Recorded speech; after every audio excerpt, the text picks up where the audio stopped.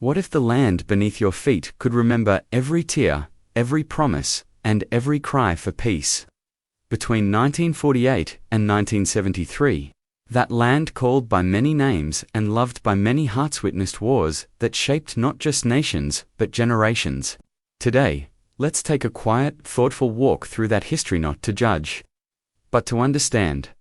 The 1948 Arab-Israeli War began just after the British withdrew from Palestine and the State of Israel declared its independence on May 14, 1948. The very next day, 5 Arab nations, Jordan, Syria, Lebanon, and Iraq launched a military intervention, opposing the creation of Israel. This war wasn't just about borders, it was about identity, history, memory, and fear. For the Jewish people, many of whom were survivors of the Holocaust, the new state represented safety and belonging. For many Palestinians, it marked the beginning of a deep and painful loss, as hundreds of thousands were forced to flee or were expelled from their homes. This war is called the War of Independence by Israelis, but Palestinians call it the Nakba, or catastrophe. That one word, Nakba, carries the pain of destroyed villages, scattered families, and lives left behind. Cities like Haifa and Jaffa saw fierce battles, while Jerusalem became a place of both victory and sorrow, split between Israeli and Jordanian control. During the war, Israel managed to expand its territory beyond what the United Nations had proposed in the 1947 partition plan. In contrast, no Palestinian state was formed. Jordan took control of the West Bank, and Egypt held the Gaza Strip. The war ended in 1949 with a series of armistice agreements, but not a peace treaty. That left many issues unsettled, like the status of refugees and borders. The human cost was staggering. Around 700,000 Palestinians became refugees, many living in camps to this day. Jewish communities in Arab countries also faced hostility, leading many to leave or be expelled. These stories of loss and beginning happened side by side. The events of 1948 shaped not just politics but the personal histories of millions across generations. The Suez Crisis of 1956 was a short but globally significant conflict that began when Egyptian President Gamal Abdel Nasser nationalized the Suez Canal. The canal was a vital waterway linking the Mediterranean to the Red Sea, crucial for trade and especially for transporting oil. Britain and France, who had owned shares in the canal through the Suez Canal Company, saw Nasser's move as a threat to their economic and strategic interests. Israel also had grievances, particularly about Egyptian blockades of its shipping routes and cross-border attacks by Palestinian Fedayeen fighters operating from Egyptian-held Gaza. A secret agreement was formed between Israel, Britain, and France. The plan was for Israel to invade the Sinai Peninsula, after which Britain and France would intervene, claiming they were trying to separate the warring parties and protect the canal. On October 29, 1956, Israeli forces moved swiftly into the Sinai. British and French forces soon followed with airstrikes and a naval invasion. Militarily, the operation was successful. Israel reached the Suez Canal quickly, and Britain and France bombed Egyptian positions. However, the political response changed everything. The United States, under President Eisenhower, along with the Soviet Union and many other nations, strongly opposed the invasion. Under immense international pressure, particularly from the US, Britain, France, and Israel, were forced to withdraw. A United Nations emergency force was deployed to supervise the ceasefire and maintain peace in the region. This was one of the first times the UN used peacekeeping forces in such a manner. The crisis marked a major shift in global power. It exposed the declining influence of European colonial powers and highlighted the growing dominance of the United States and the Soviet Union in Middle Eastern affairs. Nasser emerged as a hero in the Arab world, having stood up to Western powers and kept control of the Suez Canal. The Six-Day War of 1967 was one of the most dramatic and transformative events in Middle Eastern history. Tensions had been building for years between Israel and its neighboring Arab countries, especially Egypt, Syria, and Jordan. In the weeks leading up to the war, Egypt mobilized its forces in the Sinai Peninsula, expelled United Nations peacekeepers from the area, and closed the Straits of Tiran to Israeli shipping, which Israel saw as an act of war. At the same time, military alliances between Arab states were strengthening, and war seemed imminent. On June 5, 1967, Israel launched a preemptive strike against Egyptian air bases, destroying most of Egypt's air force while it was still on the ground. This decisive move gave Israel immediate air superiority. Israeli ground forces then pushed rapidly into the Sinai Peninsula. Within days, they had reached the Suez Canal. Meanwhile, fighting also erupted on Israel's eastern and northern fronts. Jordan attacked from the West Bank, leading Israel to respond by capturing East Jerusalem and the rest of the West Bank. In the north, Israel engaged Syrian forces and eventually captured the Golan Heights. By the end of 6 days, Israel had achieved a stunning military victory. It had taken control of the Sinai Peninsula from Egypt, the Golan Heights from Syria, and the West Bank and East Jerusalem from Jordan. The war shifted the region's borders significantly and created a new political reality. The victory was seen as a triumph in Israel, but it came with consequences. Over 1 million Palestinians in the newly occupied territories now lived under Israeli rule, and the question of their future remained unresolved.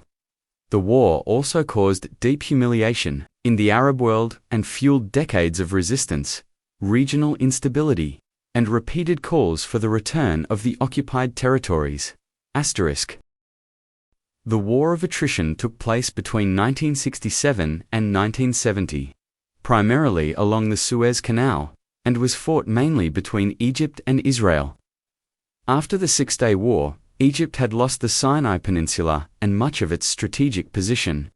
President Gamal Abdel Nasser sought to pressure Israel into withdrawing from these occupied territories by engaging in continuous low-intensity conflict.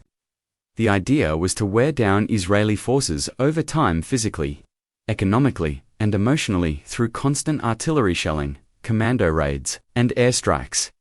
Unlike previous wars, this conflict did not involve rapid troop movements or large-scale battles. It was more of a grinding, daily struggle.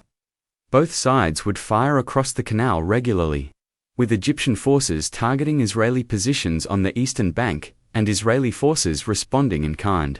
Cities like Ismailia and Suez became central points of tension. Israel responded by conducting deep penetration air raids into Egyptian territory, targeting military infrastructure and attempting to discourage Egypt from continuing the war. The Soviet Union played a significant role in supporting Egypt by supplying weapons, advisors, and even pilots. In response, the United States continued to support Israel, reinforcing the Cold War rivalry that underpinned much of the conflict. By 1970, the fighting had become unsustainable for both sides. Egypt had suffered heavy casualties and significant damage to its economy, while Israel faced growing losses and the emotional toll of a seemingly endless war. International diplomacy, particularly involving the United States and the Soviet Union, eventually led to a ceasefire in August 1970. Although the war ended without major territorial changes, it served as a prelude to the much larger and more intense Yom Kippur War in 1973. The War of Attrition left both sides more entrenched in their positions, deepening hostilities rather than resolving them. The Yom Kippur War began on October 6, 1973, when Egypt and Syria launched a coordinated surprise attack on Israel. The timing was deliberate. Yom Kippur is the holiest day in the Jewish calendar, a day of fasting and reflection when much of the country slows down. Egyptian forces crossed the Suez Canal and breached the heavily fortified Bar-Lev line, while Syrian troops advanced into the Israeli-held Golan Heights. The initial attacks caught Israel off guard, leading to significant early losses and a national sense of shock. Egypt's goal was not to destroy Israel entirely, but to reclaim the Sinai Peninsula, while Syria aimed to retake the Golan Heights. For the first few days, the Arab armies made swift progress. Egypt used new strategies and Soviets applied surface-to-air missiles to counter Israel's air superiority. Syria pushed deep into the Golan, threatening Israeli settlements. However, Israel quickly mobilized its reserves and counterattacked. On the southern front, Israeli forces eventually crossed the Suez Canal themselves, surrounding the Egyptian Third Army. In the north, they pushed Syrian forces back and even advanced toward Damascus. The war saw intense battles, including some of the largest tank battles in history. It also became a global crisis. The United States began an airlift to resupply Israel, while the Soviet Union supported its Arab allies. This brought the two superpowers dangerously close to confrontation. The Arab oil-producing states responded by imposing an oil embargo on the West, creating a global energy crisis. Fighting ended on October 25 after a United Nations ceasefire, brokered mainly by the US and the USSR, though Israel repelled the attack and retained control of the territories. The war shattered the belief in Israeli invincibility and forced a re-evaluation of security and diplomacy, eventually leading to peace talks between Egypt and Israel. The Arab-Israeli wars between 1948 and 1973 caused profound human suffering on all sides, with a lasting impact on generations. One of the most significant consequences was the large-scale displacement of people. Beginning with the 1948 war, over 700,000 Palestinians were forced to leave their homes or fled amid the violence, becoming refugees in neighboring countries like Jordan, Lebanon, and Syria. Entire villages were emptied, families separated, and lives uprooted. These refugees were not allowed to return, and many of them and their descendants still live in refugee camps or under uncertain legal status, waiting for a resolution that never came. But Palestinians were not the only ones displaced. In the years following the creation of Israel, roughly 800,000 Jews living in Arab countries such as Iraq, Egypt, Yemen, and Morocco also faced persecution, violence, and discrimination. Many were forced to abandon their homes, businesses, and communities that had existed for centuries. Most of them emigrated to Israel, arriving in a new country that was itself struggling to survive. Beyond displacement, the human cost also included tens of thousands of lives lost, many of them young soldiers and civilians. Cities were bombed, schools and hospitals damaged, and the constant threat of war affected the mental health and daily lives of millions. Children grew up in fear, parents sent their sons and daughters to the front lines, and survivors carried deep emotional scars. The wars left behind layers of grief, mistrust, and resentment. Families passed on memories of loss, exile, and bravery, shaping identity and belief for decades. The trauma endured by both Palestinians and Israelis, as well as by Arab populations in surrounding countries, helped fuel ongoing cycles of anger, resistance, and fear. These emotional wounds remained central to the conflict, even long after the wars themselves ended. And so, as we look back on the years between 1948 and 1973, we see more than just battles and borders. We see people who fought, people who fled, people who lost homes and loved ones, and people who still carry the memories deep in their hearts. These wars changed maps, but more importantly, they changed lives. And behind every headline, behind every flag, there were children, mothers, teachers, farmers, and neighbors, each with their own hopes for peace. Even in the middle of anger and sorrow, there were moments of compassion. There were voices that whispered of peace when the world shouted for war. And if those voices could exist then, they can still exist now. History teaches us not just what was, but what could be if we choose to listen, to understand, and to care. Let's remember that understanding history isn't about choosing sides.